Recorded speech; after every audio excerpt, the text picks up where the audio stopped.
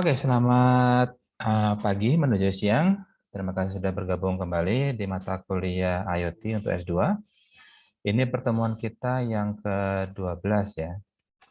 Di pertemuan ke-12 ini kita bahas tentang sistem security IoT. Jadi kalau sebelumnya kita bahas tentang cloud computing, kemudian di minggu lalu kita bahas tentang fog computing, dan juga ada istilah lainnya yaitu edge computing. Dimana kalau cloud itu dia layar paling atas, kalau fog di tengah-tengah, kemudian kalau edge berarti itu di end device-nya. Kayak misalnya kalau teman-teman menggunakan apa? Arduino misalnya. Kalau menggunakan Arduino, maka komputasinya dilakukan di Arduino ini. Jadi kayak misalnya saya mengcapture gambar, tapi kalau gambar mengcapture gambar, tapi kalau gambarnya saya kirim lewat connectivity yang tersedia, nah connectivity-nya terbatas sekali koneksinya. Kalau kita pakai connectivity tersebut untuk mengirimkan gambar, ya kuota kita langsung habis misalnya, kalau kita menggunakan yang LTE. Nah, ketimbang saya mengirimkan gambar langsung, kenapa enggak kita proses aja gambarnya dulu di sini. Kita proses, misalnya contoh, saya membuat sebuah CCTV, tapi CCTV-nya bukan mengirimkan video, tapi mengirimkan gambar misalnya. Kenapa gambar yang dikirim? Soalnya kalau gambar, dia resolusinya lebih tinggi kan. Kalau video kan dia relatif lebih rendah, biasanya cuma ukuran 352 kali 240 piksel. Soalnya dia harus banyak frame-nya kan dalam 1 detik itu. Nah, kalau gambar kita bisa capture. Misalnya per detik aja. Cekrek, ambil. Cekrek lagi, ambil. Cekrek lagi, ambil gambarnya. Nah, kemudian ketimbang saya mengirimkan semua gambar tadi, yang tentunya pasti akan menghabiskan bandwidth, kenapa tidak kita pilih saja gambar mana yang perlu kita kirim ke cloud misalnya. Terus caranya memilah gimana? Nah, kita bisa tentukan, misalnya, kalau gambar sekarang sama gambar sebelumnya itu tidak banyak yang berbeda, misalnya pixel wise, dia hanya berubah misalnya 10% dari total pixel yang berubah. Nah, kenapa nggak usah kita kirim aja? Atau cuma, paling cuma ada serangga lewat, misalnya gitu. Tapi kalau misalnya sudah ada 30% ke atas yang berubah pixelnya dari gambar ini sama gambar sebelumnya, oh ini ada orang nih mau maling nih, atau minimal ada mobil lewat. Nah ini gambar penting, ini harus dikirim ke cloud. Nah baru kemudian gambar tersebut kita kirimkan. Tapi kalau gambarnya cuma itu aja, nggak ada yang berubah, atau cuma sedikit sekali perubahannya, ya ngapain kita kirim gitu. Ya ada gunanya kita kirim. Gitu. Nah itu untuk menentukan mana gambar yang kita pilih, nah tentunya ada processing kan. Jadi kita processing ada membandingkan gambar yang baru sama gambar sebelumnya. Berapa perubahannya? Kalau di atas 30%, wow penting ini gambar ini, kirim ke cloud. Tapi kalau nggak penting, misalnya cuma 10% yang berubah, oh ini nggak penting nih, nggak usah kita kirim, di drop aja. Ya. Nah berarti ada komputasi yang harus dilakukan oleh Edge, harus dilakukan oleh microcontroller ini, yaitu misalnya Arduino Uno. Nah, karena ada komputasi di sini, makanya disebut sebagai edge computing. Nah, itu yang kita bahas di pertemuan minggu lalu, yaitu apa bedanya fog computing dengan edge computing. Kalau edge computing langsung di end device-nya, tapi kalau fog computing, ini dikirim dulu, misalnya ke suatu stage, server, misalnya dalam satu gedung, ada server kecil, nah di sana dilakukan komputasinya. Sebelum ditentukan mana data yang perlu dikirim dan mana data yang udah disimpan di lokal aja karena nggak begitu penting gitu. Oke? Nah itu for computing. Nah minggu ini kita akan bahas tentang sedikit berbeda yaitu sistem security. Nah minggu depan baru kita mulai bahas tentang hardware dan softwarenya. Jadi ingat target dari topik ini adalah untuk di level manajemen IoT. Jadi kita tidak masuk ke technical perspektif, tapi hanya gimana caranya agar teman-teman kalau nanti bekerja di lingkungan yang membutuhkan atau mengerjakan proyek IoT, teman-teman punya wawasan yang luas sehingga bisa menentukan, oh ini solusi yang tepat adalah menggunakan ini connectivity-nya. Terus untuk end device-nya, karena ini membutuhkan kamera, berarti udah pakai langsung aja, pakai langsung yang misalnya ESP32 cam. Kalau udah ada kameranya di sana, seperti itu. Oke. Tapi kalau ini perangkatnya end device itu harus yang durability-nya tinggi, bisa sampai 3 tahun harus terjamin dia tidak akan rusak. Oh, kalau gitu berarti kita harus pakai yang dari Arduino. Soalnya Arduino memang terkenal dia bandel. Bahkan percaya saya biasanya kalau udah lebih dari 3 tahun pun juga masih jalan dengan baik. Kalau pakai Arduino Uno, yang asli tapi ya. Nah, sekarang kita membahas tentang cyber security. Jadi makanya kita output dari mata kuliah ini adalah teman-teman bisa punya wawasan luas untuk bisa memberikan rekomendasi sebagai konsultan. Bisa konsultan ke perusahaan lain atau konsultan ke tim Anda sendiri. Ya, jadi jangan nanti ada alasan pada saat di tim project, wah saya waktu TA dulu pakai Node MCU, udah pakai Node MCU aja, gampang, murah lagi. Padahal pada saat kita mau terapkan, loh, Wi-Fi-nya nggak ada. Padahal pemilihan Node MCU itu pemilihan Node MCU itu akan powerful kalau kita sudah tersedia koneksi Wi-Fi. Nah ini Wi-Fi nggak ada, adanya LTE. Nah percuma dong pakai Node MCU gitu. Oke, nah kita masuk ke sistem security. Nah sistem security IoT ini sudah dibahas sedikit di minggu lalu, yaitu pada saat kita membahas tentang survei paper. Nah, di survei paper ini dibahas tentang berbagai protokol di layar aplikasi yang biasa digunakan oleh implementer IoT. Ada yang menggunakan HTTP, ada yang menggunakan CoAP, ada yang menggunakan MQTT, AMQP, DDE, dan SMTP. Ini beberapa protokol di layar aplikasi yang sering digunakan oleh implementer. Masing-masing tentunya punya kelebihan dan kekurangan sendiri-sendiri. Jadi jangan sampai kalau nanti di project IoT, teman-teman, wah pakai HTTP aja, dia bagus banget ya ini. Padahal pada kasus di sana, HTTP bukan suatu solusi yang visible untuk dilakukan. Nah, dari berbagai layar aplikasi ini, beberapa protokol layar aplikasi ini, dia ada aspek yang menjelaskan tentang security. Nah, ini di sini dijelaskan bahwa kalau menggunakan HTTP, saya perkecil aja biar kelihatan.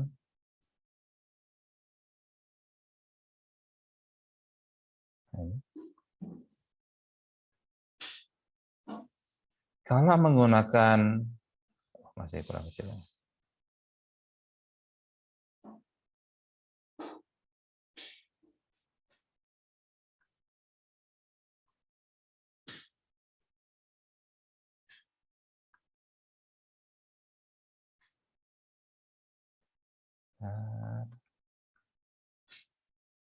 Nah, kalau teman-teman menggunakan HTTP, maka pilihan untuk security-nya itu banyak implementer yang memilih menggunakan HTTPS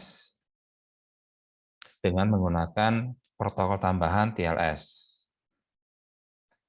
Nah, kalau teman-teman biasa menggunakan HTTPS, nah ini memang dia akan melakukan pengamanan data yang dikirimkan dari edge end device sampai ke cloud-nya.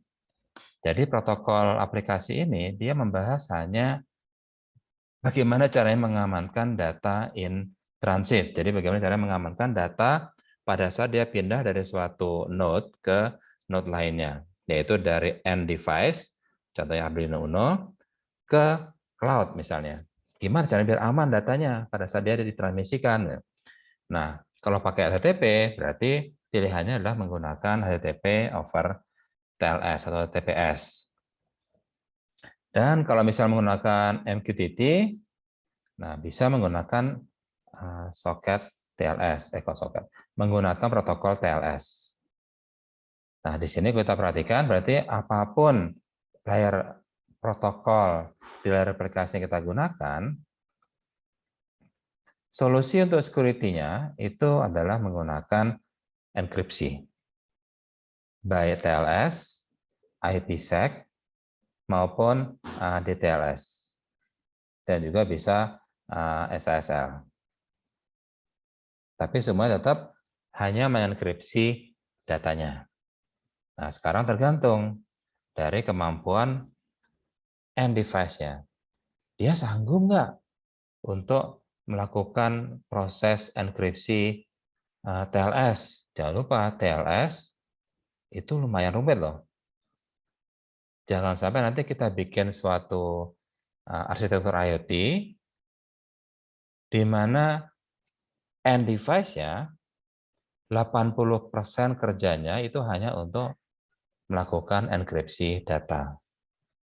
Dan 20%-nya itu untuk melakukan sensing. Padahal sensing adalah kegiatan utamanya.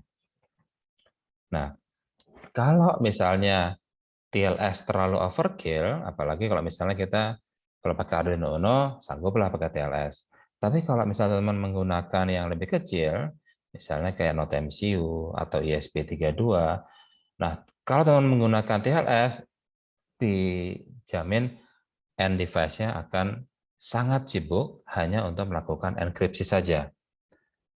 Nah, karena TLS sangat rumit, opsi lainnya apa? Nah, teman-teman bisa menggunakan DES. Loh kok DES?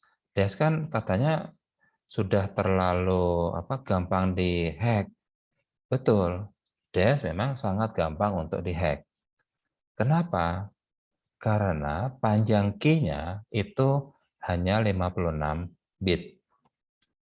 Hanya dengan menggunakan komputer biasa, katanya hanya dalam hitungan detik, dia sudah bisa mencoba-coba key yang sesuai.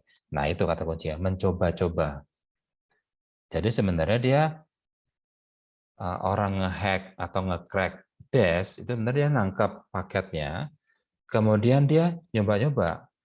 Kalau key-nya ini, dia jadi suatu kata yang berarti enggak?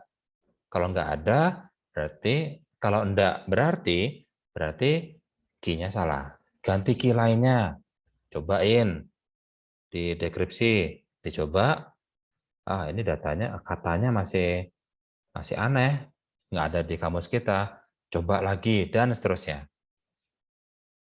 Jadi itu yang kenapa orang bilang DES itu gampang di-crack, hanya gara-gara panjang key-nya 56 bit, sehingga dengan komputer yang sederhana, dia bisa mencoba atau menemukan key-nya dalam waktu hanya kurang dari 1 menit.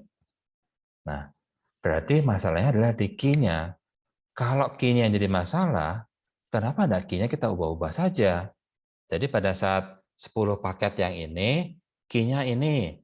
Terus 10 paket berikutnya, key-nya beda lagi. Sehingga pada saat orang nge-crack, dia dapat data di sini, dia coba pakai key ini, berhasil. Terus pada saat dia ambil data lainnya, dia coba pakai key yang sama, kok beda lagi, salah lagi dibilang, bukan ini key-nya.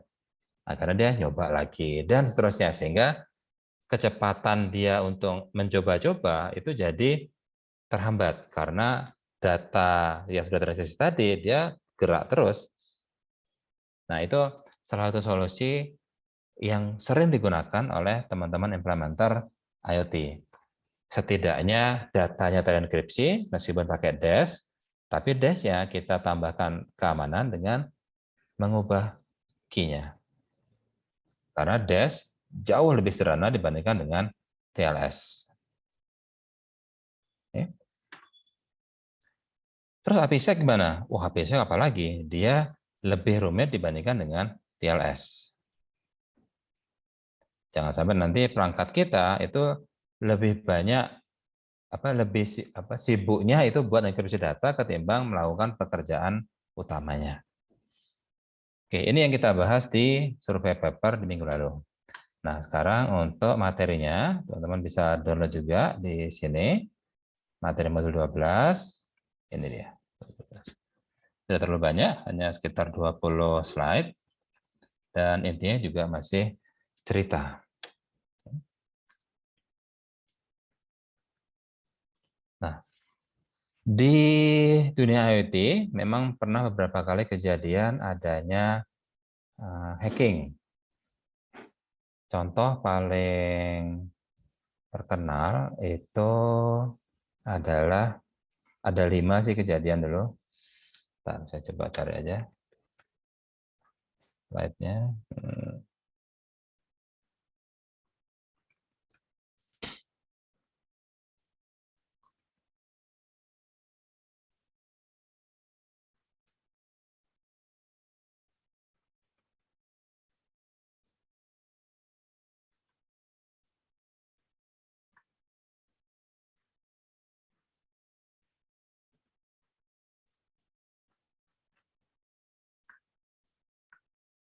Nah, ini.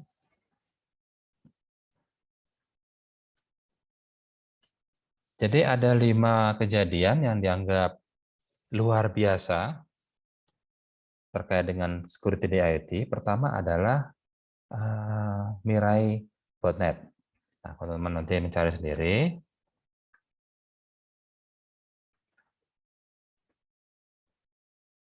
Mirai botnet.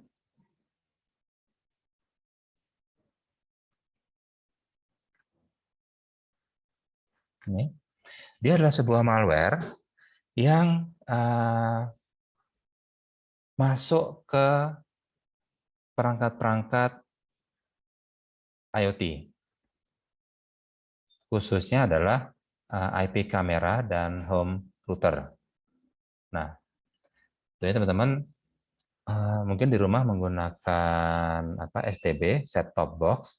Jadi kalau teman-teman langganan kabel TV, itu kan ada set top box kan, yang buat kita pencet, saya pengen nonton HBO, saya pengen nonton Asian Food Network, saya pengen nonton apalagi Fox Channel misalnya seperti itu. Nah, itu yang memilih channelnya adalah STB, set top box.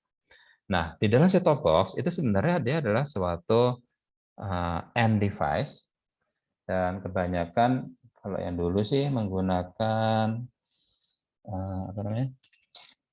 Raspberry Pi seperti ini. Di dalamnya sudah ada Linux. Jadi ada sistem operasi dalamnya Linux, tapi khusus untuk khusus untuk Raspberry Pi. Nah, kemudian karena end device ini ada di jaringan internalnya suatu ISP, jadi misalnya home router, IP kamera itu kan ada di jaringannya ISP kan. Nah, sehingga ISP-nya merasa nggak perlu diupdate, ini aman. Nah, tapi ternyata malware itu bisa masuk ke semua perangkat karena ISP-nya tadi berasa udah aman, akhirnya Linux-nya yang terinstall di perangkat-perangkat end device tadi ini itu nggak diupdate. Karena nggak diupdate, jadinya ada celah keamanan yang sudah terjadi beberapa bulan lalu, akhirnya nggak diupdate sehingga malware bisa masuk. Nah, satu malware yang terkenal adalah Mirai. Nah, Mirai ini dia masuk ke banyak sekali perangkat and device dari IoT. Nah, kemudian pada tanggal 20 September 2016, tiba-tiba dia semua malware tersebut aktif. Sehingga dia membentuk suatu jaringan robot, yang disebut sebagai botnet, yang mencoba untuk ngeping, menyerang ke beberapa website, yaitu website jurnalis dan juga bin cyber attack. Jadi dia Kalau di dunia IoT kita ada yang namanya Dynamic DNS. DNS Dynamic itu biar dari internet itu bisa connect sama perangkat kita di jaringan ISP untuk bisa ngambil datanya. Makanya kita kalau punya IP kamera kan kita bisa ini kan bisa mengakses IP kameranya itu menggunakan HP. Tapi sebenarnya kita tidak connect langsung ke IP kameranya, tapi kita connect-nya ke suatu cloud. Cloud yang biasanya disediakan oleh pembuat IP kamera tersebut. Jadi data di IP kamera tersebut dia ngirim data ke cloud. Nah, kita buka gambarnya itu atau videonya itu di sini lewat HP. Nah, itu berarti agar cloud tadi bisa mengambil data dari IP kameranya, dia perlu ini DNS-nya berapa. Tapi masalahnya lah ISP kan IP pabriknya diubah-ubah sama dia. Karena diubah-ubah, makanya dia perlu namanya dynamic DNS. Nah, dynamic DNS itu salah satu yang diserang oleh Mirai. Sehingga pada saat itu, hampir semua perangkat IoT itu down. Bukan down ya, tapi nggak bisa diakses lagi jadinya. Karena dynamic DNS-nya dimatikan, diserang oleh Mirai tadi. Dan kemudian selain dynamic DNS yang diserang, dia juga nyerang server Minecraft. Nah, yang menjadi masalah setelah di banyak ISP banyak antivirus, anti malware yang membuat patch-nya, tolong dong pakai ini buat Mirai itu biar nggak nyerang lagi gitu.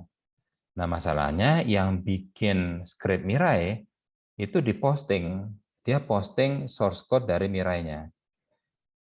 Sehingga setelah itu banyak sekali varian-varian dari Mirai. Sehingga sampai sekarang pun kita masih kesulitan menghandle Mirai ini. Nah, kemudian itu Mirai botnet. Jadi dia adalah malware yang diam-diam menyerang banyak sekali perangkat IoT, dan kemudian dalam satu saat serang sekarang. Semuanya aktif sehingga membentuk yang namanya botnet. Oke. Nah, kemudian success story yang kedua adalah carjacking. Jadi dulu Jeep, produsen pembuat mobil, itu membuat sebuah mobil autonomous, jadi nggak ada drivernya. Jadi semua dikendalikan oleh komputer, dan komputer tersebut terhubung ke internet. Nah, pada saat mobil itu lagi di-show, ditunjukkan, didemokan pertama kali, ada yang berhasil ngehack. Sehingga Jeep tersebut pada saat disuruh benarnya komputer akan bilang belok kiri, tapi karena ada dihack, akhirnya kok mobilnya disuruh belok ke kanan, sehingga nabrak terus. Nah, itu kejadian di Jeep Cherokee carjacking. Kemudian ada OLED baby heart monitor. Nah, ini juga jadi dulu banyak sekali perangkat-perangkat yang wearable device kan. Kalau kita juga paling sering kan misalnya teman-teman suka jogging atau sepedaan atau berenang, kita sering menggunakan wearable device untuk menunjukkan kita sudah berapa lama berolahraga dan sudah berapa kilo kita tempuh dan heart rate kita berapa. Nah, salah satu contoh wearable device adalah untuk bayi. Jadi ada baby heart monitor, jadi bayinya dikasih wearable device di lengan di sini. Kemudian kondisi dari bayi tersebut itu akan dikirimkan ke orang tuanya. Jadi mungkin orang tuanya lagi keluar, bukan keluar rumah ya, tapi misalnya di beda ruangan, misalnya di dapur, lagi bikin makanan buat si bayi. Nah, bayinya itu dipasangin wearable device-nya, baby heart monitor, dan kemudian kondisi dari detak jantungnya itu dikirimkan lewat Wi-Fi dan dikirimkan ke perangkat receiver yang dipegang oleh orang tua. Nah, cuma masalahnya data data heart monitor tadi, itu dikirimkan unencrypted, sehingga dia plain text. Sehingga siapapun yang ada misalnya lagi di depan rumah, dia bisa dapat sinyal WiFi, dia bisa ngehack sampai bisa menangkap data dari baby heart monitor itu. Oke. Ya bisa berakibat fatal juga kan, misalnya bayinya sebenarnya ada apa-apa, misalnya jatuh atau apa, tapi karena dia di hijack, datanya diubah sehingga orang tuanya santai aja, aman, bayinya lagi tidur, seperti itu. Nah, kemudian yang keempat adalah Devil's IV Publicity TV. Ini jadi CCTV yang ada dipasang di kota-kota itu ternyata berhasil di hijack. Alasannya sederhana, itu karena user dan password-nya tidak diubah. Jadi tetap admin. Nah, karena admin, jadi orang bisa login dan kemudian dia masukin malware. Nah, meskipun setelah itu username password diubah, tapi malware terlanjur masuk, sehingga seluruh tayangan di seluruh kota itu bisa diambil oleh orang yang membuat malware tadi. Oke, nah yang terakhir adalah CloudPatch Audio Message. Jadi ada misalnya orang kakek dia jadi ada staff toy, dia ada mesin perekam di dalamnya. Jadi pencet tangannya, kemudian kita bisa mulai merekam, dan kemudian rekaman suaranya itu tersimpan di dalam toy-nya. Dan itu biasanya diberikan buat kado, buat cucunya atau siapa. Nah, kemudian cucunya nanti bisa nyetel suara kakeknya misalnya seperti itu. Nah, tapi ternyata informasi rekaman suara tadi itu tidak dihancurkan, jadi nggak bisa rusak meskipun toy-nya itu sudah dicabut, misalnya baterainya dari cabut, rekaman suaranya masih tetap ada. Nah, ini bagi beberapa orang itu dianggap sudah melanggar privasi data. Itu kan rekaman suara saya buat cucu saya, kenapa nggak dihapus seperti itu. Nah, ini beberapa success story di keamanan IoT.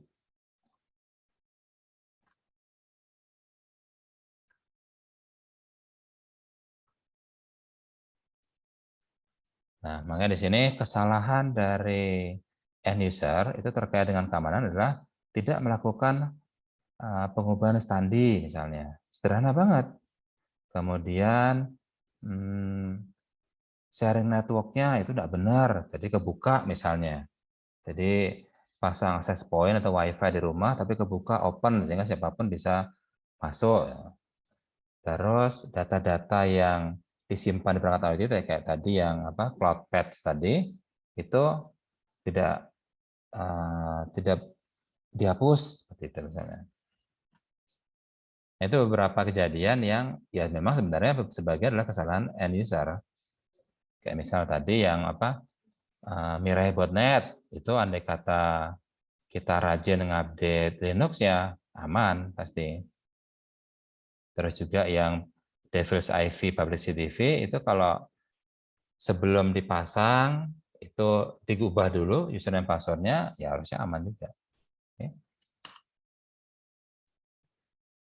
Nah, ini kenapa IoT sekarang menjadi fokus utama kita tentang security ya karena jumlah device-nya itu sudah semakin banyak.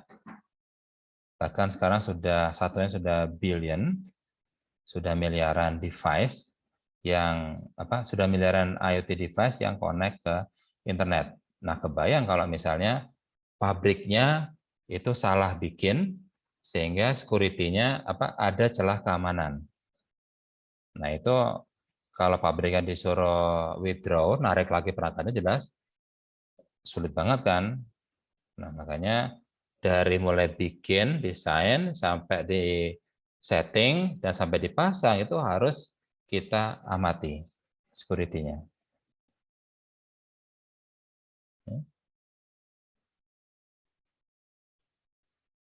Nah, makanya kalau kita ingin mengakses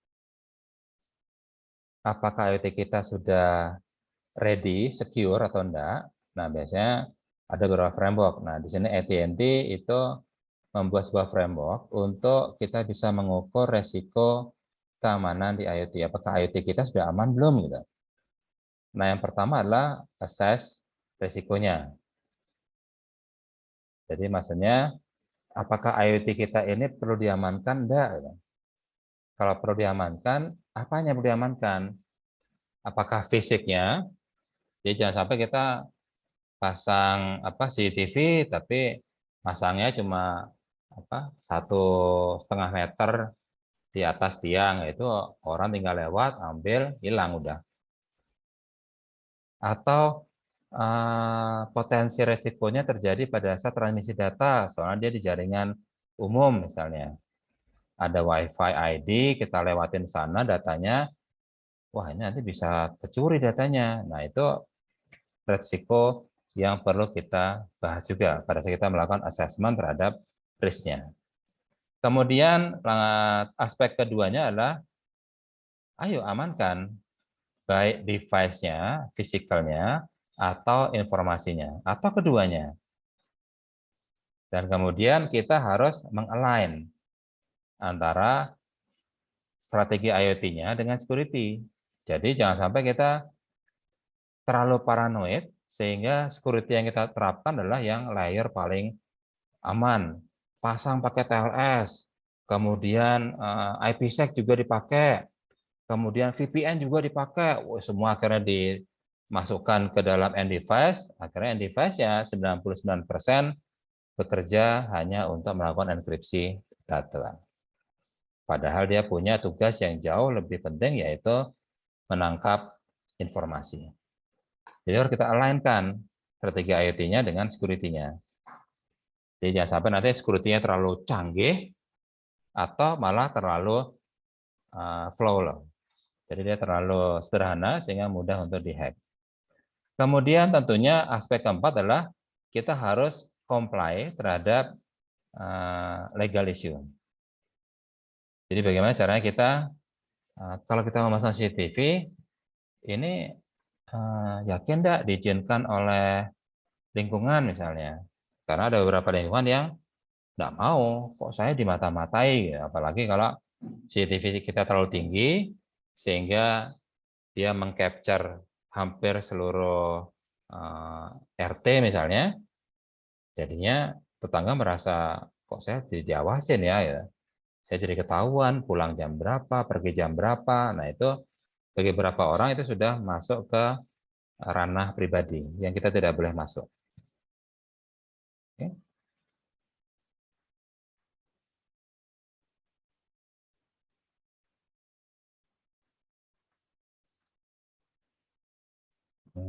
Terus apa lagi yang penting? Oh, ini juga ada Garcia Motion.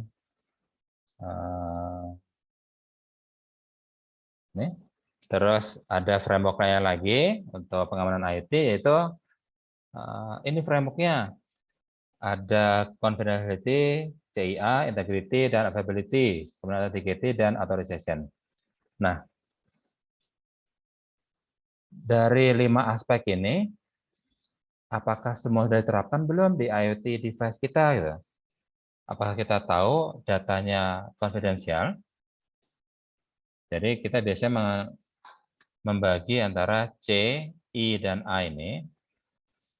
C, confidentiality. Nah, kita yakin enggak bahwa ini ada data datang yang ngaku ngirim adalah si A? Benar nggak data ini memang dari si A gitu? Itu confidentiality. Seberapa confident kita bahwa ini benar-benar dari si A? Itu C, confidentiality. Kemudian integrity. Seberapa yakin kita bahwa oke ini si A yang ngirim, dia sudah oke, memang si A yang ngirim, tapi seberapa yakin kita bahwa data yang dikirim tadi itu tidak berubah? Jangan-jangan nanti di tengah jalan itu ada man in the middle attack, dia nge-capture data kita, kemudian diubah. Nah, itu yang dibahas di I-nya, integrity. Kemudian availability, kalau kita sudah yakin, C yakin, sudah confident kita bahwa si A yang ngirim. Terus integrity datanya juga sudah yakin, nggak ada perubahan. Nah, terus data yang sudah saya terima ini perlu saya bikin available enggak buat orang lain? Seperti itu.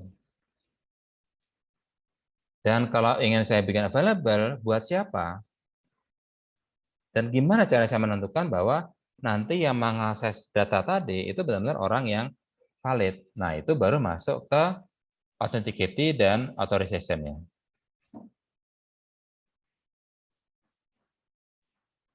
Authenticity berarti authenticity-nya adalah ini orang, saya harus yakin bahwa ini si B yang mau ngambil data yang ada di saya.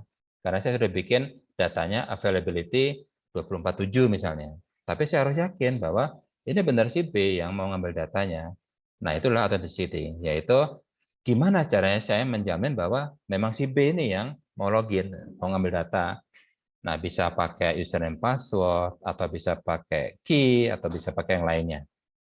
Kemudian setelah kita yakin si B ini yang masuk, si B ini boleh ngapain aja. Oh, cuma boleh baca aja datanya, dia nggak boleh ngubah. Nah, itu adalah otorisasi. Dia boleh ngapain saja setelah dia sudah authenticated. Oke.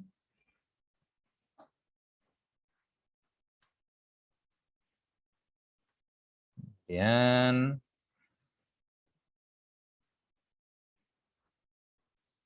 yang tadi bandingan antara tradisional sama lightweight. Jadi tadi kan kita harus mengalainkan antara security sama kebutuhan.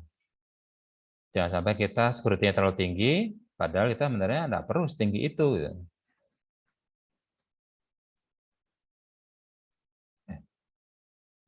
Ini antara tradisional sama lightweight. Oke. Jadi inti dari diskusi kita hari ini adalah pada saat kita ingin memilih security yang akan kita gunakan, ada beberapa layer yang harus kita perhatikan. Baik dari layer fisikalnya, itu harus kita perhatikan juga. Jangan sampai tadi CCTV kita pasang cuma 1,5 meter tingginya, ya orang tinggal ngambil, bisa dicuri. Oh kan bisa dipasang ini kerangkeng besi, ya jadi nambah biaya lagi kan. Kenapa enggak kita pasang tinggi aja, misalnya 5 meter. Jadi orang kalau mau ngambil, mau nyuri, dia harus pakai tangga kan, ketahuan orang-orang kan. Tuh, ngapain orang tuh pakai tangga? Oh, mau nyuri dia. Gitu. Itu di layer fisiknya. Terus di layer transmisinya gimana? Jangan sampai nanti data in transitnya, pada saat data berpindah dari satu node ke node lainnya, itu dicuri datanya. Atau lebih fatal lagi, diubah. Sehingga data yang nyampe di cloud itu jadi berbeda. Nah, pertimbangan-pertimbangan itu yang membuat kita bisa memilah dan memilih kapan kita menggunakan yang teknologi ini dan kapan kita menggunakan teknologi yang ini. Oke, jadi semua tergantung pada end device-nya yang kita gunakan dan juga terkait dengan tergantung dari connectivity-nya. Kalau connectivity-nya tinggi, oke lah, enggak apa-apa. Tapi kalau connectivity-nya sudah rendah, ya jangan kita paksain menggunakan HTTPS. Soal HTTPS kan buat tektokan handshaking-nya aja perlu berapa byte, kemudian belum kita harus bye-bye finish-nya, ya. Terus terlalu banyak overhead data dibandingkan dengan payload-nya. Nah, itu jadi kita cuma ngirim 10 byte, maksudnya payload-nya cuma 10 byte, buat lain-lainnya itu dia sampai 10 kilobyte. Datanya kecil, tapi lain-lainnya itu header-nya itu luar biasa besar. Rugi kita kan? Buat apa kita ngirim data kecil tapi dia data yang kita kirimkan itu besar banget. Nah, itu yang menjadi topik bahasan kita di hari ini. Oke, jadi teman-teman diharapkan nanti bisa menentukan security yang tepat untuk digunakan di proyek-proyek IoT yang mungkin nanti teman-teman akan hadapi di dunia kerja. Baik, itu aja dari saya. Silakan jika ada pertanyaan.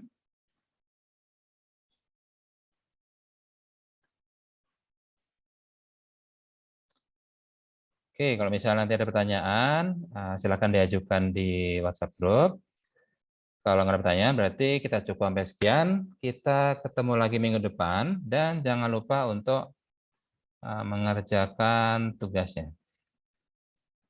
Tugas yang ada di sini. Jadi cuma resume pointer, yaitu 5 titik IoT yang rentan keamanan. Jadi di mana saja titik IoT yang perlu kita perhatikan untuk menentukan, oke, kita pakai teknologi security yang ini. Itu yang teman-teman nanti bisa cari. Pak, izin bertanya, Pak. Oh ya, silakan. Kalau untuk tugas itu karena ada yang kelupaan terlewat, boleh disekaligusin nggak, Pak, dirapel? Kalau yang ini nggak usah. Soalnya ini hanya untuk kehadiran aja. Dan setahu saya sih, kehadiran itu nggak dihitung. Buat saya ya. Buat saya nggak dihitung. Jadi kalau teman-teman nanti mau ngisi, ya nggak apa-apa, nanti boleh saya buka lagi. Cuma untuk ngupdate di Igrasiasnya yang susah, soalnya harus minta izin dari Bu Ida. Nah itu biasanya nanti ditanyain, ini kenapa kok ada perbaikan kehadiran, nanti saya harus ngisi form macam-macam, jadinya ya jadi panjang ceritanya gitu. Oke, jadi kalau menurut saya sih silakan teman-teman, kalau mengerjain boleh, tapi untuk kehadirannya itu kayaknya agak susah untuk diupdate. Soalnya begitu lewat 1 minggu, dia sudah hangus. Paling yang bisa diupdate itu yang minggu kemarin. Kan minggu kemarin dia deadline-nya Sabtu biasanya saya bikinnya. Nah itu masih bisa diupdate. Tapi kalau yang misalnya udah 2 minggu lalu, yang pertemuan ke-10 itu udah hangus, udah nggak bisa dia. Paling itu aja penjelasan saya. Baik, Ya, Pak. Terima kasih, Pak. ya. Baik kalau gitu, terima kasih atas kehadirannya. Selamat siang semuanya. Siang, Siang, Pak. Terima Pak. kasih, Pak.